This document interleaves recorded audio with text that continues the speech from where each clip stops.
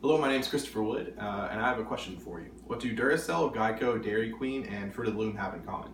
The answer is they're all owned by Berkshire Hathaway. Berkshire Hathaway is an investment firm that has a lot of subsidiaries across the United States and is primarily run by a man named Warren Buffett, who's the third richest man in America. Today I'm going to be talking about the external and internal problems that Berkshire Hathaway are facing, as well as some things that they've been doing to safeguard themselves from those issues. First, we'll start with external problems. One of the biggest ones that I saw was that more than a quarter of Berkshire Hathaway's annual income comes from insurance. So they own Geico, they own a bunch of smaller percentages in other insurance companies. So if the insurance industry ever takes a dip or is impacted by a catastrophe or something just damages the infrastructure in general, then Berkshire Hathaway could be really messed up in regards to their bottom line. Next, Berkshire Hathaway primarily depends on the strength of the US dollar for their success. In fact, it helped them a few years ago when they had some issues in international waters. But what could have led to a lot of other companies' demise, in fact, actually helped Berkshire Hathaway because the US dollar remained strong in their international markets. They were able to trade at a better price, have better premiums, etc. But that could also be flipped around, and if the US dollar ever plummets like it has in the past, then Berkshire Hathaway could be damaged by it. Next, because Berkshire Hathaway has so many hands and fingers and so many pots across the United States and internationally, a lot of times there are some subsidiaries and other things that have political interests or political intrigue or anything like that, and it could look bad upon Berkshire Hathaway. In the past, they've actually refrained from donating to election campaigns. Especially so Warren Buffett is he had his own opinions during the elections, but he decided not to put any of Berkshire Hathaway's personal funds into that because he felt that that would kind of be unethical. But he has nothing to do with the donations from any of their subsidiaries or shareholdings or anything like that. So if another company that they're technically owned by wants to do something, even if it's just to support a campaign that is a different law for oil or petroleum that directly affects the business, he doesn't necessarily have any say in that, neither does Berkshire Hathaway, but it could end up looking bad on the company as a whole. The final external problem that I looked at was, so because they have so much stake in insurance, a lot of times there could be something like Hurricane Katrina or a big catastrophe like that that could damage the company and their bottom line. And so actually around Katrina, they had a lot of people that were getting flood insurance in certain areas, but not in others. And so a lot of people that were in the areas that they were covered during Katrina got wiped out. They had to pay out a lot of money for them, but then other people that didn't get the coverage and weren't paying that premium ended up not counteracting that balance. So for example, say Florida, everyone gets flood insurance. Alabama, nobody gets flood insurance.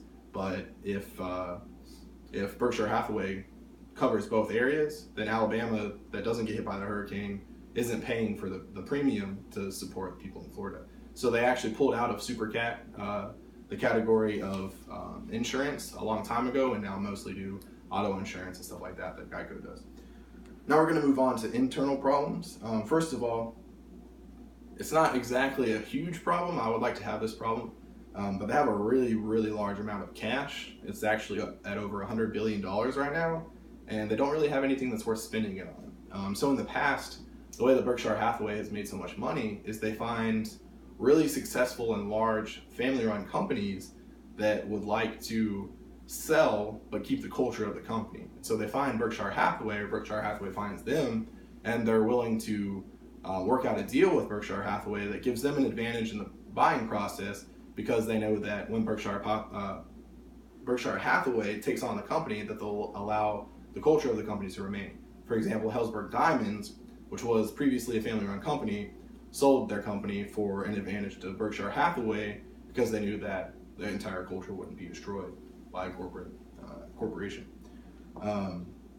So a lot of money, don't really have much to do with it. A lot of people want Warren Buffett to pay out dividends or buy back stocks, but he thinks that he can make more money by investing it, which he has proven to be successful at in the past. But even if he buys $1 billion company, it's not going to do much for their bottom line. Next, Warren Buffett's going to die. Everyone dies. He's not God. He's really smart. Some people call him a sage or a wizard, but he's going to die one day. He's 87 years old. He's owned the company since 1965. So they just had their 50th anniversary of him being the chairman and majority shareholder about 2 years ago. And the company makes over $5 billion a year. He's the third richest man in the United States. He's obviously doing something right. He knows what to do, but what happens when he dies? So a lot of people are really discouraged and scared about what will happen when he dies. There's been some other companies that had some issues with succession, and him and his partner really haven't said much to the public about what their succession plan is, other than that they do have one. So to me, as the theoretical consultant, I would really say that in order to put shareholders and stockholders' mind at ease, they might want to more publicize the succession plan, because he's 87 years old, getting older. That could be dangerous. Finally, another internal issue that's partially external. So we talked about how they have a lot of subsidiaries. They own a lot of companies. They own companies like Duracell, Geico. They also own a really big portion, if not all, of Wells Fargo and Southwest Airlines. So for those of you that don't know, Wells Fargo a couple years back, in fact, I think it was actually more recently than that, had an issue where they had over 2.5 million fraud accounts opened by their employees. And it's because they created this environment where it was kind of like a sales environment, but in a bank. And so their employees were actually required to have a certain amount of accounts opened per week or month or whatever. And this caused them to start acting unethically and opening up fraud accounts. And this eventually caught up with them. A lot of people got in trouble. A lot of people got fired. A lot of people got arrested.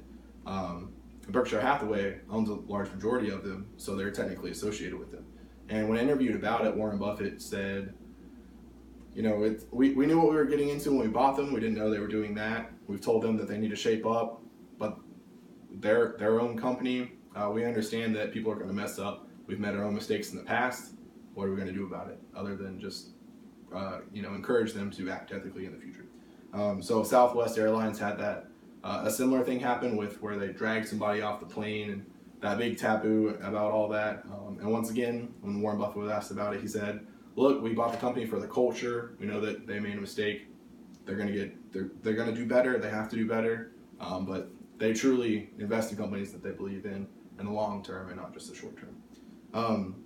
So that really covers the internal and external problems I found with Berkshire Hathaway. It's a very successful company. Warren Buffett is indeed a sage, and if you're looking into investing in stocks, you might want to look at what he does, because he knows what he's doing. But it's only for buy and hold, so none of those penny stocks. Thanks for listening. It's a really interesting subject, and I would encourage you to look more into Berkshire Hathaway. Thank you.